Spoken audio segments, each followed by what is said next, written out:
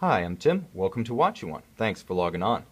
Today we are looking at one of the best installments in Omega's long-running America's Cup Tribute Watch series, the Omega Seamaster Diver Emirates Team New Zealand 44mm in stainless steel, one of 2013 pieces produced for the 2013 34th America's Cup held in San Francisco. Now, Omega's partnership with Team New Zealand and the America's Cup is long-running. As I suggested, since 1995, when they started out with their original Team New Zealand ambassador, Peter Blake, Omega has been involved in the world's oldest ongoing serial sailboat race. Now, the America's Cup has been held since 1851, and as I stated, Omega has been a part of it as a partner of Team New Zealand since 1995. Now, in 2001, they became partners via Dean Barker, the current skipper of Team New Zealand, himself a three-time skipper in America's Cup competition, and this watch is largely a tribute to him. Now, on the wrist, I want to focus on the scale and proportions of this watch, because right out of the gate, you might be under the impression that it's a Bond Seamaster, that is the Seamaster style made famous by Pierce Brosnan as James Bond during the 90s and early 2000s. It's actually a little bit bigger than that. By a little bit, I mean substantially.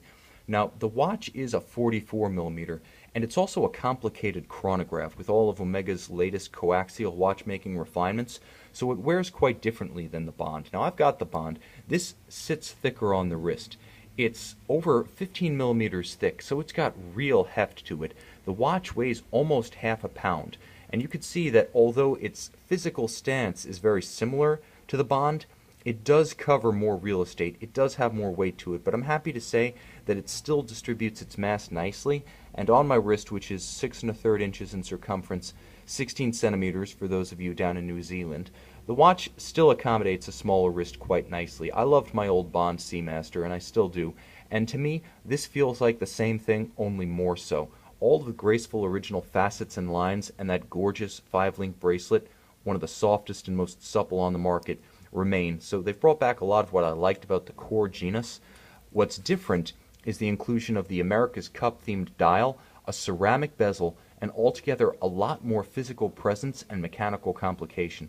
So I'm going to talk a bit about the mechanical aspect first. This is an Omega caliber 3330 free-sprung coaxial 52-hour power reserve with an anti-magnetic Omega SI14 silicon hairspring. It is a COSC rated chronometer. It features smooth column wheel actuation of the controls as well as vertical clutch engagement of the chronograph itself. You can see when I stop it, there's no stagger. When I reset it, it resets precisely to the index at 60. There's no off-centering caused by the meshing of gear teeth that are improperly aligned, as you can sometimes see in a horizontal clutch mechanism. Very refined in use. It also incorporates a great deal of proprietary technology, in-house technology, that Omega and Swatch own. The SI14 hairspring, the coaxial escapement.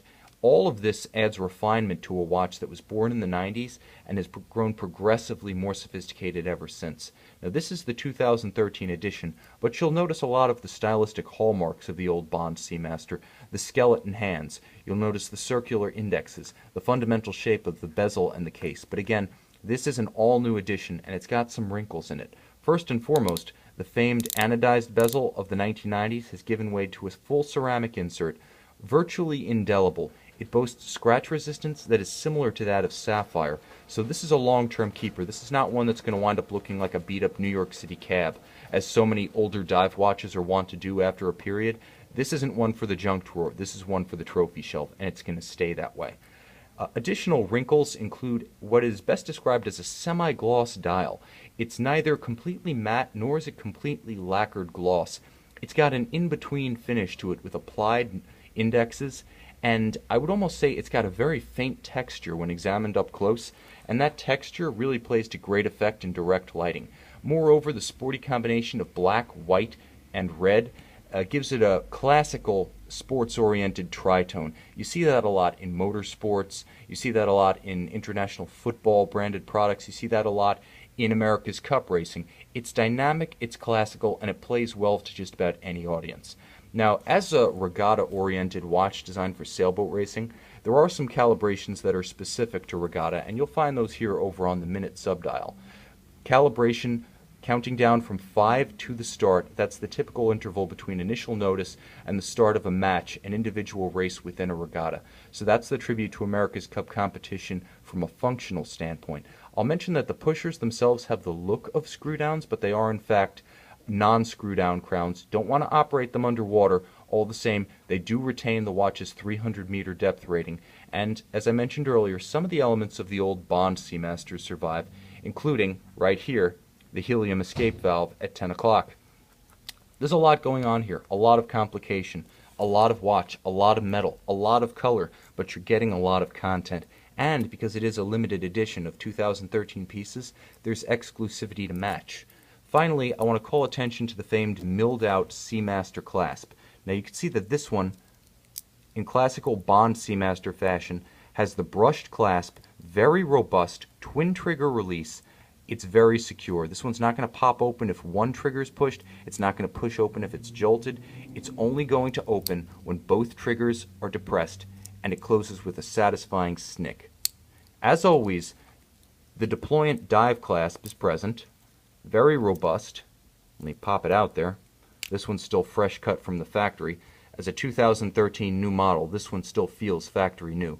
But once deployed, that dive extension is one of the best in the business. As solid as the rest of the bracelet and the clasp itself, this is a fantastic piece not just for diving, not just for putting over a wetsuit, but for putting over long sleeves like a winter coat or a sweater when you're wearing this watch in cold weather. It helps to make metal against the skin nothing but a memory. Helps to basically eliminate one of the only drawbacks of a full metal bracelet watch, which is that it can chill you to the bone a bit in cold weather and cold climes. Simply put it over the sleeve, problem solved. I used to use the same feature on my old Bond Seamaster when I lived up in New Hampshire. The bottom line is that the Omega Seamaster Diver Emirates Team New Zealand is an outstanding effort that continues the aesthetic tradition of the Bond Seamasters while adding complication and a meaningful tribute in a unique addition to one of the finest ongoing and sustained America's Cup team efforts in the history of the regatta. New Zealand has been an international powerhouse since it first came on the scene during the 1980s. They produced some of the best skippers, best crewmen, and best yachts.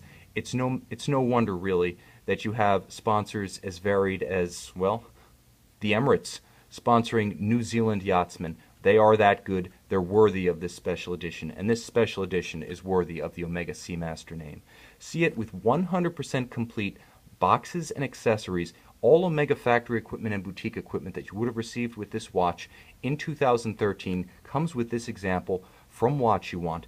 Everything from the accessory strap, which I should mention is black with red accents to match the dial, to the jeweler's tool that you can use to swap out the strap and the bracelet interchangeably as you so choose.